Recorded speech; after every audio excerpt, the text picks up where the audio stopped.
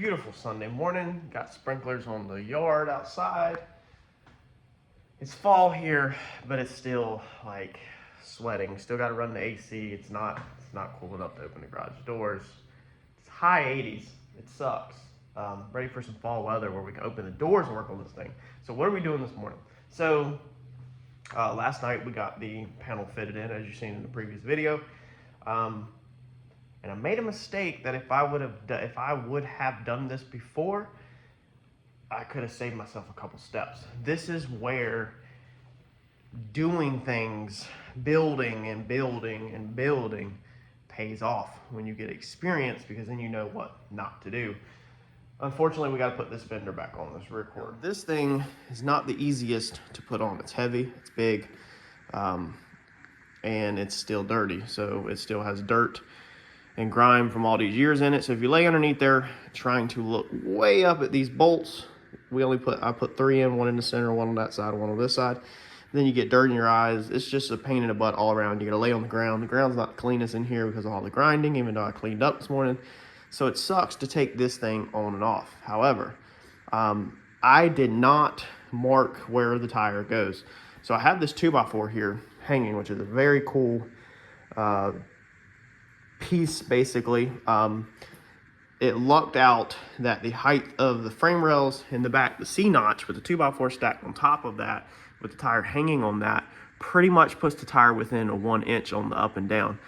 We don't care about the up and down being perfect because obviously ride height can change that, but as you can see, the axle is pretty freaking centered of the tire. So this tire is naturally gonna hang center of that 2x4, which the 2x4 is, if we get straight on it, is center of the axle. So that's gonna center front to back every single time automatically, which is really freaking cool. However, my in and out is what I messed up on, and I did not note where the in and out was. There's a couple ways I could have did that. A, I could have marked it on the 2x4, or B, what would probably be even easier is to take white paint marker and mark it on the tread where it butts up to this flange right here. That way, no matter what the situation is, I can set the in and out right back where it goes because I don't have a rim and an axle.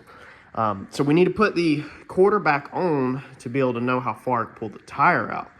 We have to know how far we can pull the tire out because that's going to determine how we build the wall that goes behind the tire. Basically, we're trying to work towards the wheel tubs. We're going to start trying to work our way forward.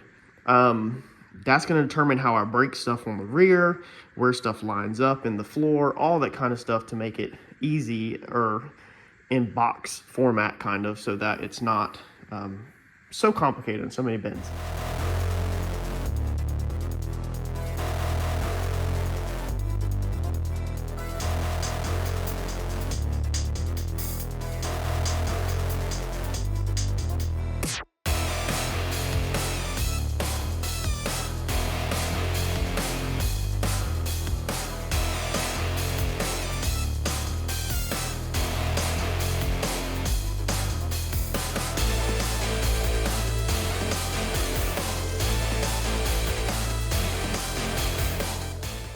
All right, after a little bit of fighting with this corner, I thought I was gonna have to recut all this, and what I realized is that my fender was actually too far back, blowing all of this out. There's like this much adjustment in every single bolt slot.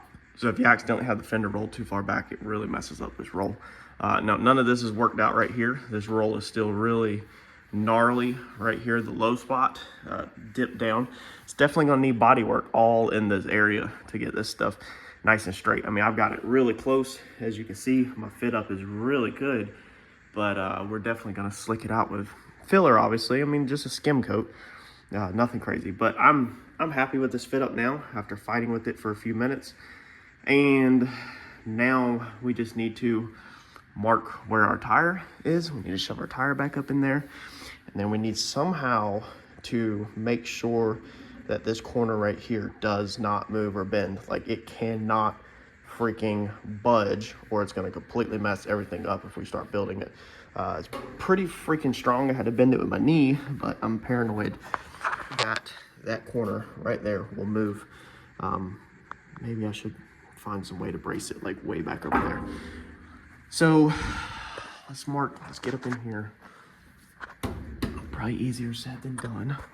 Let's get our tire slid back out. All right, so now that we have our piece tacked, I basically just come up inside here and put a couple little tacks just to hold it right there, little boogers, until I can get it apart. We can now see that our metal no longer follows the straight edge of this piece. So these corners actually are kicked in, which I did tweak that in with my knee, and it does look better. Looking down it does kind of match the sweep better versus going out straight. So we got both sides clamped.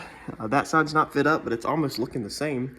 The outer edge is curved in. I think that's just from welding last night when I final welded that. So maybe that side will fit up perfect, but we know we got 2 clamps over here so that the angle cannot change. I've got the tack right now, but I got to cut that. So we couldn't put this on. Well, I guess I could have put it on extended out that side, but the fender goes down lower than this. So this bar can't be sticking out past here with the fender on. It had to be set back, and that's why I'm thinking ahead. I went ahead and set this side flush so that hopefully I won't have to unclamp this heavy piece again. But this should lock us in now where that corner don't move. So now we've got to, before we can move forward with the floor, we got to go ahead and secure this curvature, and this piece is on the outside of this piece. So now we need to come in here and make our cuts through here so that we can gently dolly this in and get it on the same plane as this so that it's not stacked out basically like that. And once we do that, then we can start cutting all this out and figuring out how exactly this corner is going to form to our tire. Now, if I would have laid this out just a little bit better, I would have brought these tubes out just a little bit more. As you can see, when we go flat with the tire, we're not quite there. So we got maybe, I don't know, an inch or so. If this tube would have been about 2 inches longer that way, it would have been perfect. But it still will probably end up being pretty good by the time you put the spacing in there and everything. The floor will probably honestly work pretty good. So we're just gonna take this one piece at a time because I have no clue how I'm gonna do this or what I'm doing.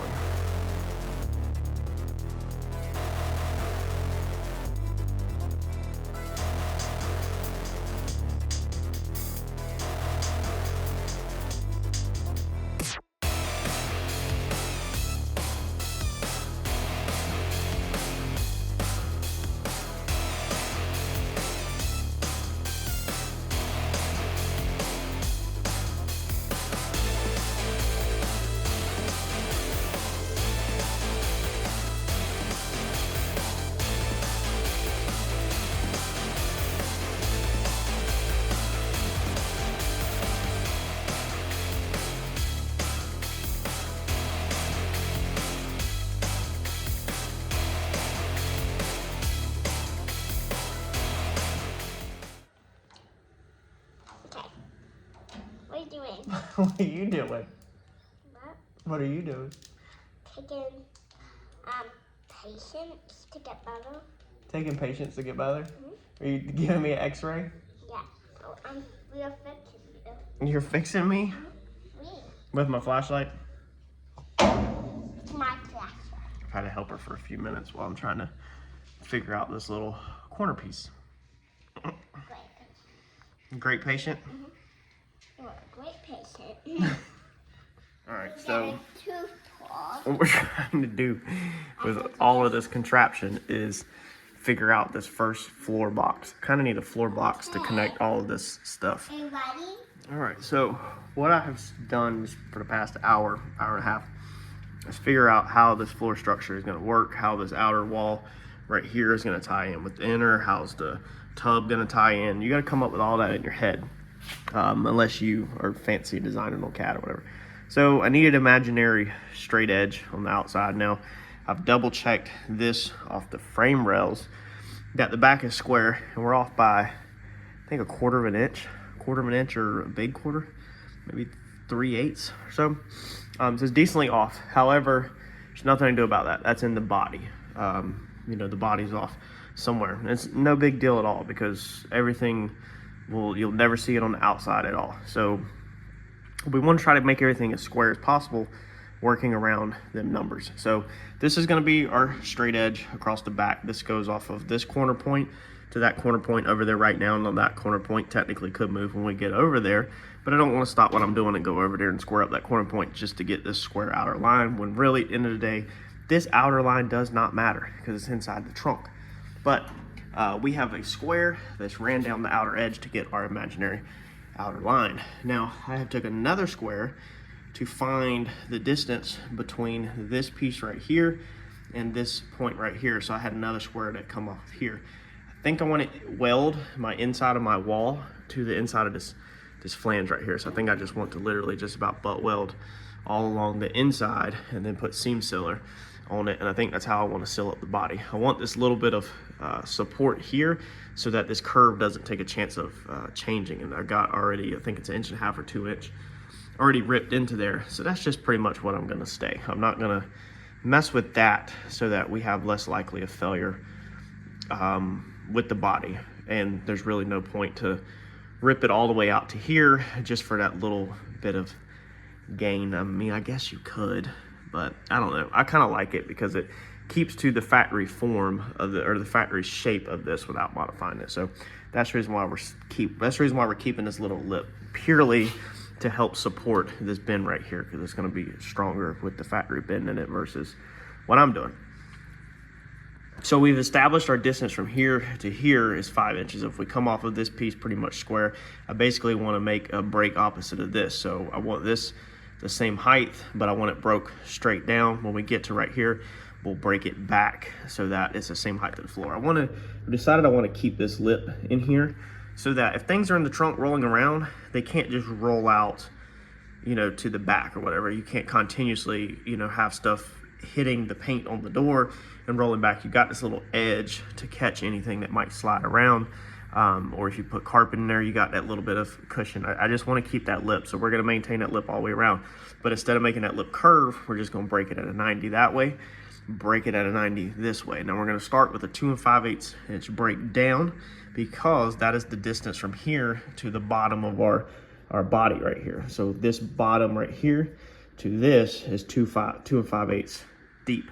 So we're going to break that way it comes around and maintains the same height of a flange underneath the car when it's nice and neat. The tire does come way out. It literally comes almost out here to this edge. I've just got it here for measurement purposes, so I can kind of see where it falls at. So let's go make this piece up. I've got it laid out. We're going to get this cut. This was on an angle, so you can see this cut line right here. This is the angle of the back, so I had to use a piece of poster board to basically find that angle upside down. Let's see here. The inner floor sides like that.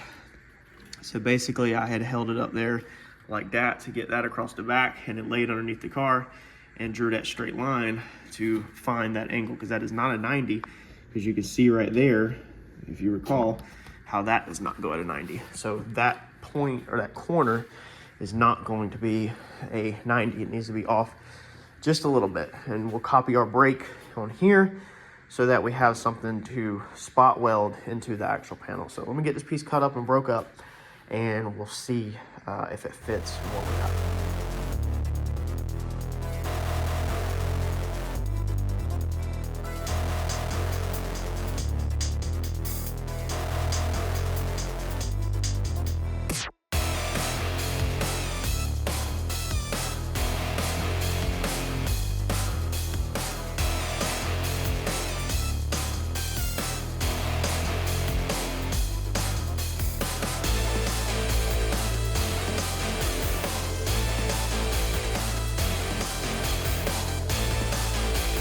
So there's my piece, and I thought about it for a minute. Basically, this is how it goes. And I really wanted these bent down, not up. I thought about using my pliers, metal braking pliers, even though they're kind of like curved in the center. I could have done it, but at the end of the day, it really doesn't matter. I was just gonna put it on the inside so you don't see it. This is gonna be on the back of the tail light panel, so you won't see this one anyway. And then technically that's not even supposed to be there, because that's going to get cut back. I just thought about that. That will get a break. Well, actually it won't get a break, because I'll already have this welded in when it gets cut back, and I won't be able to put a break on there. So actually, that's not even anything that we even need. We'll have to break a 90 that will just spot weld to the bottom. So ignore that side. We don't even need that side right now. Let's put this thing in and see how it fits. Harper's out here helping me again. Or doing something. All right, so our first try at it, it's not terrible. But you can see right up inside here, we do need to, it's touching at the top. Oh, there you can't see it, but it's touching. So there's an 1/8 inch gap. So the bottoms need to add an 1/8. The top is touching fine, all right? And then put spot welds in.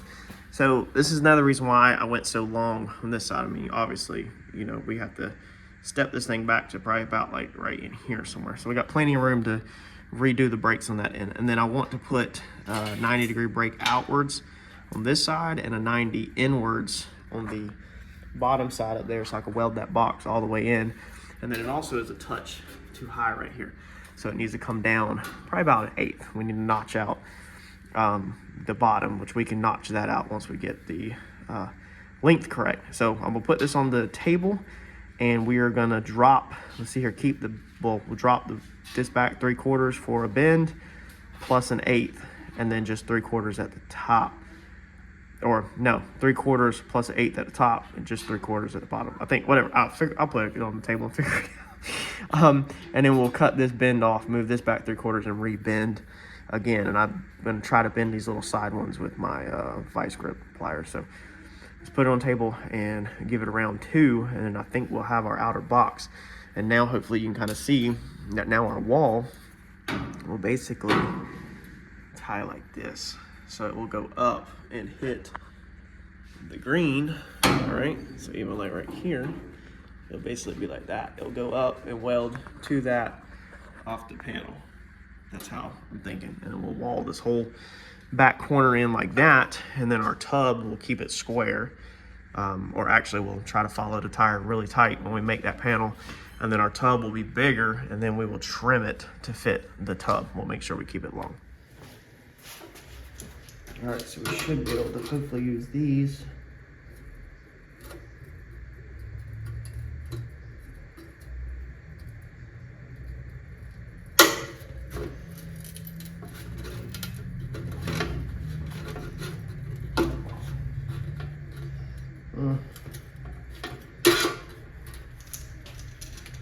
Not exactly.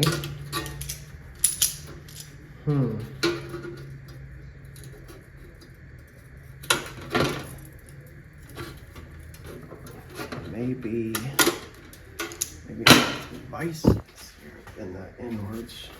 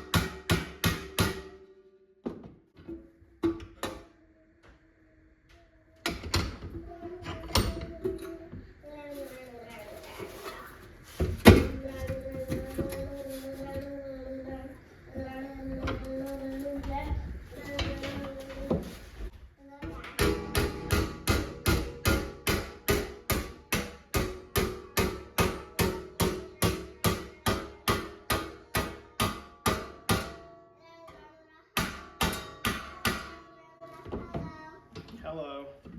What are you doing? I'm working. You sure I'm making a lot of noise? Me? All right, so that got that done. But had to break it outwards. All right, so that's gonna be our rocker box. I like that. Well, I guess it's called a rocker box. I don't really know what it's called. But that's at the same height. Now you can kind of see that that's at the same plane as that piece right there. So that's gonna keep our decorative edge going around. Let's see if I can open this without dumping everything. So when you look inside the trunk, that's gonna keep this decorative edge switching all the way around. Now we're gonna mark this right here and come across here and then try to break up again so that our flat floor has something to go on top of. I need to think long and hard if I could do that break. I don't know if I can do that break. It might be best just to leave that alone and just spot weld a lip, or when I do the floor, break the floor. Hey, Harper Joe, you're back. And then we'll get some spot welds drilled in that side. And then we have our, I'm using that light, girl. Why do you keep running off my flashlight? I'm using it. And then we have underneath here, where we have our two pieces where we'll pop some spot weld holes in that. And then that will be that. And like I said, this will come down and kill straight into that. You can see how that goes there. And man, I couldn't have got closer to that. We'll have to build a little patch that will seal this up, and then we'll weld all that together. Okay. You can see this is at 0, so this is level with the car and the concrete that we're building on. So, dude, we're good. I think we're good to pop some holes and tack that in place. And put it in there. So this is where this break, I'm not gonna be able to do it. I basically would need to draw a line long ways down the metal like this and stick it in there and then break it up like this. And I don't need to break the full distance. So that's just not gonna work. We're just gonna have to probably weld on a 90 or something, or weld the floor to that when we get. Should have recorded it, but I got it. I got it. That was not easy at all. Basically, I had to force it in there to the line, slowly clamp it and beat it, and then you can see the dents down the face of it right there, because after it was in, then I had to come over here to the vise. It still didn't bend it 100%. It just wasn't happening. I had to come over here and tweak it and hammer, not hammer and dolly, but just use the hammer, no dolly, on that one side. But by the time that's all in the trunk, it will look perfectly fine. I guess I could try to smooth it out with a hammer and dolly. I don't know. I guess we can try to, we'll fit it in there real fast, and if it fits good, maybe we'll try to smooth it out. All right, so our first box is set in place, and I'm not gonna weld it in. We've got it zeroed out where it's at the correct height. I went and switched it up, undid some clamps, and put it in with clecos so that it will stay in place while we move on. So we got it clecoed there. And then we put us a little 90-degree bracket off of the bottom of that rail with clecos. That way it can stay square. We've got it squared off of this piece right here, running down the side. And that piece is good to go. I was gonna weld it in, but I was like, let's not weld it in yet. If we can cleco it in, let's be smart. And this is what the clecos are for. This will hold our work exactly in place where it goes, and we can move on to the other side. Then that way, if I missed anything or I later think of something, I can then go back, uncleco it, and fix it or address it, and I can weld it when I'm sure everything is good to go. I really feel like this is about where it's gonna be. I think this about fell perfect. My tire, let's see here, we have a line on the 2x4 up top. Our bead looks like it's right on our line. So I think that's where our tire is gonna fall, which gives us plenty of room off that inside box. So we might have honestly lucked up where we'll be okay with this, and we'll be able to run, you know, across the front of that with the metal. Now we're gonna still have to drop it back, because you gotta remember, this is the frame and this is the body. So the body does not get attached to the frame. The body is standalone, just like your typical pickup truck, how it comes off of the frame. So you would still want 3/4 of an inch or an inch gap between the body and the frame, basically, for our top hats or just for spacers in general. And just so when you get it on, when you're putting it on, you don't tear it all up. We don't want to come too far forward though on this front wall, because of, you know, we just don't have a lot of real estate. But we want to be able to get the body on and off without tearing the freaking metal all up. So probably I'd say a 3/4 of an inch gap we're gonna have to lose here. So this box will definitely get cut forward a little bit more. And that's the good thing about the clecos is now we'll be able to take this box back out, cut this flange off, and then rebend the flange forward, and that will be where we can attach our wall. I hope y'all can kind of start to see the vision now, especially one side's completed. I can tell you that mentally, this is one of the roughest parts, is when you get one side done and you're like, it's done. Oh my God. And you look over here and you're like, dude, I got to do everything that I just spent the whole weekend doing. I mean, I've got metal flaps still hanging. I got to redo all of that on that side and duplicate it. But it should go a little faster because now we know exactly what we need to do. So we can just attack this side pretty much the same exact way. We should be able to bend up a symmetrical piece, the same exact measurements and all. The only thing, we'll just have to check where it butts up, but it should butt up the exact same, man. I mean, it should be freaking symmetrical within a 16th pretty much on the measurements.